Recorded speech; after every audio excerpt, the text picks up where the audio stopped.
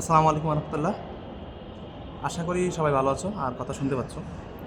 তো আজকে আমরা যে বিষয়টা নিয়ে আলোচনা করবো সেটা হচ্ছে তোমাদের চয়েস লিস্টের বিষয়, ঠিক আছে? তো আমি কালকে একটা পোস্ট দিয়েছিলাম যে কার কী সমস্যা হচ্ছে সেটার আলোকে আমি একটা ভিডিও বানিয়ে তোমাদেরকে দিব। তো আমি এই পরীক্ষা শেষ করে তোমার হচ্ছে বসছি, আমি ফ্যাকাল্টিতে আছি। যদি একটু পেছনটা দেখাই, তো আমি ফ্যাকাল্টির ভিতরেই আছি। পরীক্ষা শেষ করে বসে গেলাম আর কি। তো তোমাদের যে চাওয়া পাওয়ার আলোকে, কমেন্টের আলোকে আমি কয়েকটা পয়েন্টার করেছি। তো সেই পয়েন্টগুলো আমি একটু অ্যাড করি। হ্যাঁ, মূলত এই 7টা কি 8টার মতো বিষয় নিয়ে আমি আলোকপাত করবো। হ্যাঁ, প্রথমত অনেকে জানতে চাইছো শেকৃবির এগ্রিকালচার নাকি বাকৃবির এগ্রিকালচার।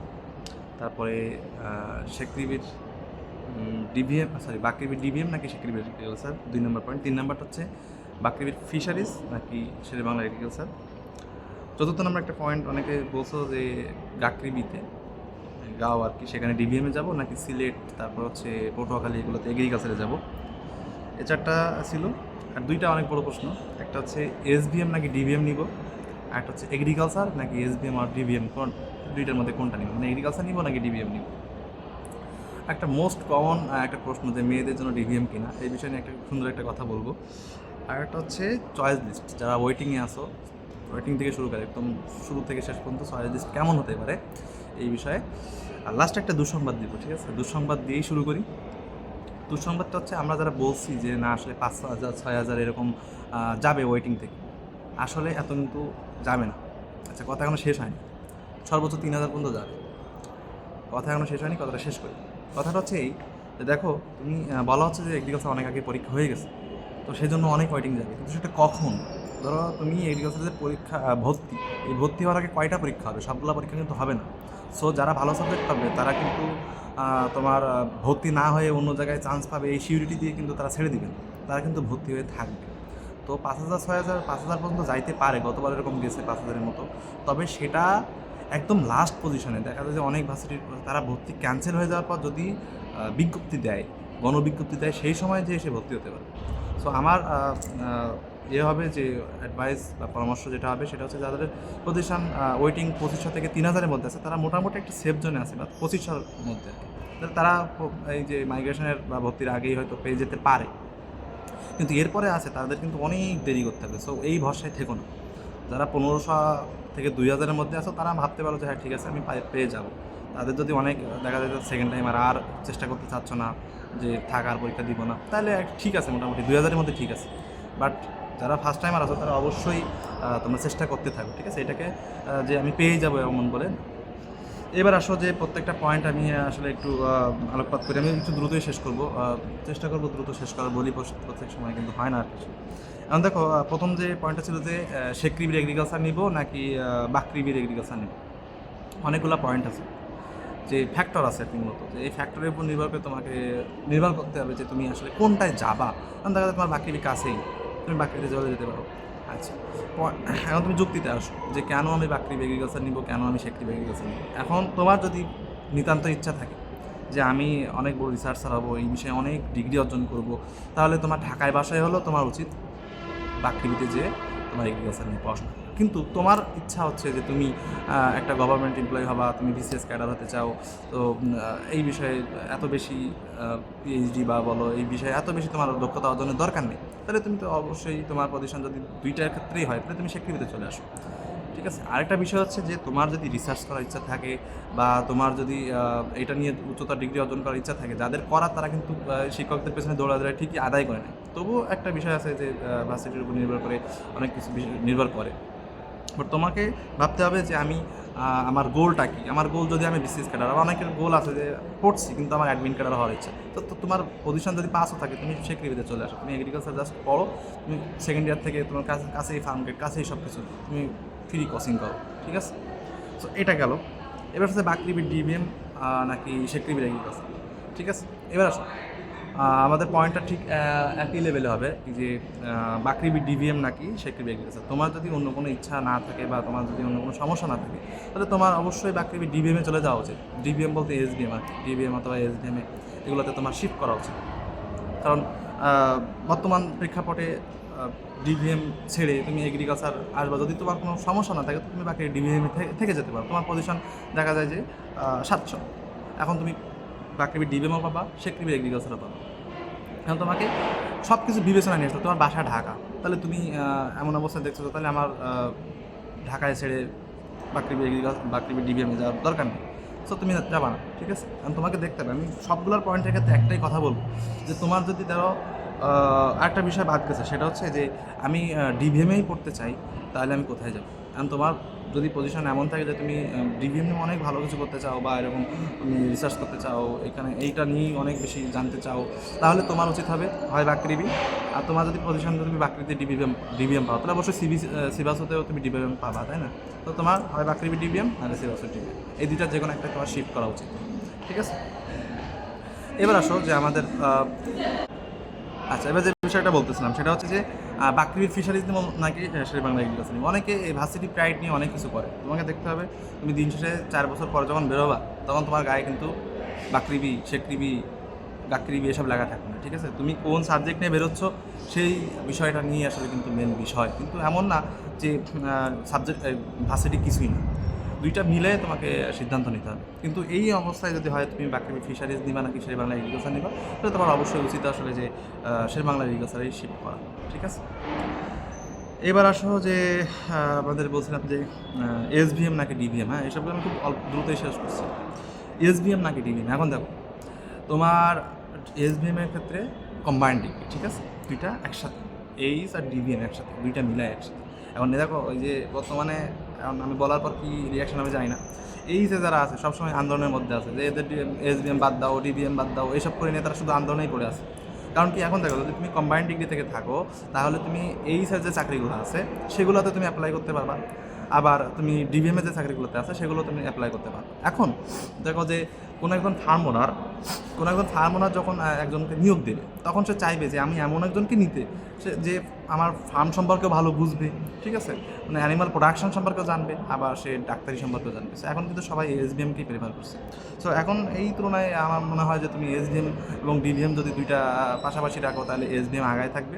আর এমন যদি হয় যে তুমি আসলে বিদেশে বা অন্য দেশে যেতে চাও তাহলে ডিভিএমটা আসলে সারা বিশ্বে আসলে এটা তোমার পরিচিত এই নামটা এবং এই ডিগ্রিটা আর কি। এসবিএম আসলে এসবিএমে কিন্তু অনেক দেশে যাচ্ছে, আমাদের সিনিয়র অ্যালামনাইরাও কিন্তু এসবিএম নিয়ে কিন্তু বিশ্বের বিভিন্ন কান্ট্রিতে আছে। সো এটা এত বড় মেজর ফ্যাক্টর না যদিও, তবুও যদি তোমার মনে হয় যে না আমি শুধুমাত্র এই ডাক্তার পেশাকে আমি ইয়ে করবো, আর তুমি যখন এসবিএম এবং এসবিএম নিবা তখন তোমাকে দুইটা বিষয়ে পারদর্শিতা অর্জন করতে হবে। সো তোমার প্রেশার কিন্তু আরও একটু বেশি, ঠিক আছে? আর বিষয়টা হচ্ছে তুমি যখন ডিভিএম নিবা তাহলে তোমার পরিশ্রম ওটার থেকে একটু কম, সাথে তুমি ডাক্তারি বিষয়ে আরও বেশি, এসবিএম যারা পড়তেছে তাদের থেকে আরও বেশি দক্ষতা অর্জন করতে পারবে ডাক্তারি বিষয়। আচ্ছা, এগ্রিকালচার নাকি এসবিএম? হ্যাঁ, এটা অনেক একটা বড় প্রশ্ন, এগ্রিকালচার নিবা নাকি এসবিএম নিবা। এখন দেখো বর্তমান প্রেক্ষাপটে এখন সবাই ভাবে যে এগ্রিকালচার ভালো, আমি এগ্রিকালচার নিব, এগ্রিকালচার আগে আমি চয়েস দিব, ঠিক আছে? এখন দেখো যে এগ্রিকালচার এবং এসবিএমের মধ্যে পার্থক্যটা কোথায় তোমাকে বুঝতে হবে। তুমি যদি মেডিকেল অ্যাসপারেন্ট হয়ে থাকো তাহলে তোমার অবশ্যই যেদিকে জোর ছিল সেটা হচ্ছে তুমি ডাক্তারি পেশায় যেতে চাচ্ছ, তাই না? তো তোমার যদি এমন ইচ্ছা থাকে যে তুমি ডাক্তারি পেশা যেতে চাও, ডাক্তারি সম্পর্কে জানতে চাও, এই দেখো আজকে আমি ধরো ফার্মাকোলজি পরীক্ষা দিয়ে আসলাম, ফার্মাকোলজি অ্যান্ড টক্সিকোলজি, আমি এসডিএমই। তো আমার ইচ্ছা থাকে যে আমি ডক্টর হবো, তো আমার যে আমি প্রতিনিয়ত যা করতেছি সব কিছু আমি বুঝতেছি আর কি, আমার মানুষের সাথে সম্পর্কিত আছে। আমি এই আজকে ছিল প্রেসক্রিপশন রাইটিং করে আসলাম, ঠিক আছে? তো ড্রাগ সম্পর্কে বলে আসলাম, ড্রাগ কত প্রকার, আচ্ছা ড্রাগ এগুলো কিন্তু সবই আসলে কাছাকাছি, ঠিক আছে? যে তোমার মানুষ এবং অ্যানিমাল এটার মধ্যে পার্থক্য খুবই কম। তোমার ড্রাগের ক্ষেত্রে বলো বা পড়াশোনার ক্ষেত্রে, তখন তুমি বাইরে যখন পড়াশোনা যখন এটা কাজে লাগাবা তখন সেটা একটু ডোজে পার্থক্য, বাট তোমার পড়াশোনার ক্ষেত্রে মোটামুটি সেম একদম, বলা যায় যে সেকেন্ড ইয়ার থার্ড ইয়ার পর্যন্ত এখানে ওখানেও আছে। আমরা এমনকি আমাদের দু একটা বইও আমরা পড়ি, হিউম্যান যে মেডিকেলের সেগুলোর বইও আমরা কিন্তু পড়ি। এখন তুমি এগ্রিকালচার নিবা নাকি এসবিএম নিবা, এই প্রশ্নে আসতে গেলে এখন তোমার দেখতে হবে তোমার বোটানি ভালো লাগে নাকি জুওলজি ভালো লাগে। এখন অনেকের আছে, আমি অনেকে রিগ্রেট করতে দেখছি যে তার সে মনে করছে যে এগ্রিকালচার অনেক ভালো, আমি এগ্রিকালচার নিয়ে ফেলছি, বাট সে বলছে আমি উদ্ভিদের তো এমন আমার ইন্টারমিডিয়েট থাকতো আমার first paper biology first paper পড়তে ভালো লাগতো না, আমি শুধু সেকেন্ড পেপার নিয়েই পড়ে থাকতাম। এখন আমি এই যে ভালো এগ্রিকালচার ভালো মনে করে আমি এখন ধরা খাচ্ছি। আর এসবিএম এসে অনেকে বলে আমি যে এত প্যারা আমি তো নিতে পারতাম না, আমি তো এত বুঝতে পারি না, এর থেকে এগ্রিকালচার হলে আমি একটু বেশি সুবিধা অর্জন করতে পারতাম, হ্যাঁ, যে আমার একটু কম প্রেশার থাকতো। এখন দেখো যে তোমার পড়াশোনা তো করতেই হবে, পড়াশোনা যদি না করো তাহলে তো আর হইলই না। এখন যদি তুমি প্রেশার ফ্রি পড়াশোনা করতে চাও তাহলে এগ্রিকালচার এটা মানে একেবারে কম প্রেশার তা না, কিন্তু তুলনামূলক কম আর কি, এই আর কি। তো আর বিষয়টা হচ্ছে তোমাকে বুঝতে হবে যে তোমার কোনটার উপর জোর দেওয়া ভালো, বা তুমি নিজে বোঝো কোনটা। তুমি দেখা যায় যে তুমি নীলা এগ্রিকালচার, বাট তোমার সবসময় ভালো লাগতো জুওলজি, তুমি অ্যানিমেলের সাথে তুমি রিলেট করে, মূলত এসবিএমে আসলে তুমি কী করতে পারবা, রিলেট করে পড়তে পারবা, ঠিক আছে, যে মানুষের সাথে রিলেট। আমি এই পড়তেছি, এই যে ড্রাগ সম্পর্কে পড়তেছি, এই অ্যানাটমি সম্পর্কে পড়তেছি, এই যে তুমি 7th অধ্যায় পড়ছো জুওলজি, এই যে রিপ, এগুলো কিন্তু সবই মোটামুটি সেম, মানে কথাবার্তা কিন্তু সবই সেম, টার্ম অধিকাংশই সেম। একটা বিষয় তুমি রিলেট করতে পারো। আচ্ছা, মেয়েদের জন্য ডিভিএম কেনা, এটা হচ্ছে খুবই বর্তমানের খুবই একটা অ্যালার্মিং একটা কোশ্চেন, যে মেয়েদের জন্য ডিভিএম কেনা। যে কেউ বলে মেয়ে হলে ভাই ডিভিএম নেওয়া দরকার কেন? আমি বলি মেয়েদের জন্যই তো ডিভিএম। কেন? দেখো, তুমি রিয়েলিস্টিক একটু চিন্তা ভাবনা করো। মেডিকেলের বেশিরভাগই আসলে কি তোমার হচ্ছে মেয়ে, তাই না? এখন তারা কি পারে না, পড়াশোনা করতে পারে না? অধিকাংশই কিন্তু মেডিকেলে, অধিকাংশ কিন্তু মেয়ে। পড়াশোনাও তারা বেশি করে টপের পজিশনেও মূলত মেয়েদেরই থাকে, তাই না? এখন একটা বিষয় সেটা বলে যে এই যে গরু ছাগল হ্যান্ডেলিং করা বা এসবগুলো বেশি সমস্যা। বাট তুমি রিয়েলিস্টিকে যদি তুমি বাস্তবে চিন্তা করো, কতজন মূলত আসলে তোমার লার্জ অ্যানিমাল প্র্যাকটিস করে? লার্জ অ্যানিমাল প্র্যাকটিস কিন্তু খুবই কম মানুষ করে, ঠিক আছে? মেয়েদের ক্ষেত্রে মেয়েরা পড়াশোনা করতে পারে বেশি, অনেকক্ষণ ধরে কনসেন্ট্রেশন ধরে রাখতে পারে, তারা এমনকি তাদের মুখস্থও বেশি হয়, তাই না? তো এই ক্ষেত্রে দেখা যায় ডিবিএমে আসলে তারা আরও উল্টা, এমনকি আমি যে ফ্যাকাল্টিতে পড়তেছি, আমার ফ্যাকাল্টির যত ব্যাচ আছে অধিকাংশ ব্যাচই হচ্ছে আপুরা হচ্ছে ফার্স্ট। তো নিরুৎসাহিত কেন করা হয় আমি এটা বুঝি না। আর তুমি কোন জায়গায় যাবে? ধরো বিসিএস ক্যাডার, তো বিসিএস ক্যাডারে তো ছেলেমেয়ের আলাদা পার্থক্য। তারপর হচ্ছে তো মানে এমনভাবে যে হয়তো ডিবিএমে আসলে মেয়েদের ওই যে গ্রামে গ্রামে যে আসলে ওই গরুর ট্রিটমেন্ট করতে হবে, সেক্টর তো মেলা। তুমি পেট অ্যানিমেল প্র্যাকটিস করবা, তুমি তোমার ন্যাশনাল জুতে তুমি চাকরি করবা, তোমার তো চাকরির ক্ষেত্র তো কম না, তাই না? আচ্ছা, এগ্রিকালচার ডিবিএমের মধ্যে যে এখানে বলছিলাম, সেখানে একটু বলি যে জব ফ্যাসিলিটির কথা। ধরো এই এসবিএমে আসলে সেটা কী হবে, যে তোমার নিজস্ব একটা ইনকামের একটা সোর্স থাকতে পারবে। তুমি একটা পার্ট টাইম করতে পারবা, ক্লিনিকে যেতে পারবা, বা তোমার নিজস্ব একটা ক্লিনিক তুমি রান করতে পারবা, ঠিক আছে? আর এগ্রিকালচার ক্ষেত্রে একটু বেশি, সরকারি চাকরির পরিমাণ বেশি, কিন্তু আমি অনেককে বলতে শুনছি যে আসলে মুখে বেশি বাট পোস্ট খুবই কম, এই হলো বিষয়। আচ্ছা, এবার আসি চয়েস লিস্ট বিষয়ে আমাদেরকে একটু ধারণা দিতে। আমি অনেক কথা বলে ফেললাম, চয়েস লিস্টটা আমি একটু দ্রুত টেনে যাবো আর কি। তো আমি তোমাকে যারা ওয়েটিংয়ে আছো তাদের বলবো, যারা ওয়েটিং 3000 থেকে 5000-এর মধ্যে আছো তাদেরকে বলবো যে তোমরা জাস্ট প্রত্যেকটা ভার্সিটি টপ, তুমি যদি সাবজেক্টকে ভ্যারি করো, তোমাকে সাবজেক্ট অনুযায়ী একদম A to Z তুমি একদম বসায় দাও ভালো সাবজেক্ট দেখে। এবং তোমার দেখা যায় তুমি তোমার বাসা বাকৃবি, তুমি চাচ্ছ যে তুমি বাকৃবিতে থাকবে, তুমি বাকৃবি সব সাবজেক্টগুলো আগে দাও। যদি এমন হয় তোমার বাকৃবি সব সাবজেক্টগুলো তুমি আগে দাও, তুমি বাকিতেই থাকবা, তাহলে তুমি বাকি সব সাবজেক্টগুলো আগে দাও। যাদের ওয়েটিং পজিশনে আছো 3000-এর উপরে অন্তত, তাদের তো আসলে কোনো নিয়ম নাই সাজানো, মানে তুমি এক একজনের জন্য আলাদা এমন না, তোমাকে নিজস্ব বুঝতে হবে। তুমি সব সাবজেক্টের, সব ভার্সিটির সাবজেক্টগুলো এক জায়গায় করো, সব ভালো সাবজেক্টগুলো। এগ্রিকালচার তুমি যদি মনে হয় যে না আমি সাবজেক্টকে প্রায়োরিটি দেবো, আমার যেখানে হয় তাহলে তুমি সব এগ্রিকালচারগুলো আগে দাও, তারপর সব ডিবিএমগুলো আগে দাও, বা সব ডিবিএম আগে দাও, সব এগ্রিকালচার পরে তারপরে দাও, তারপর ফিশারিজ দাও, সব ভার্সিটি এভাবে দিতে দিতে থাকো।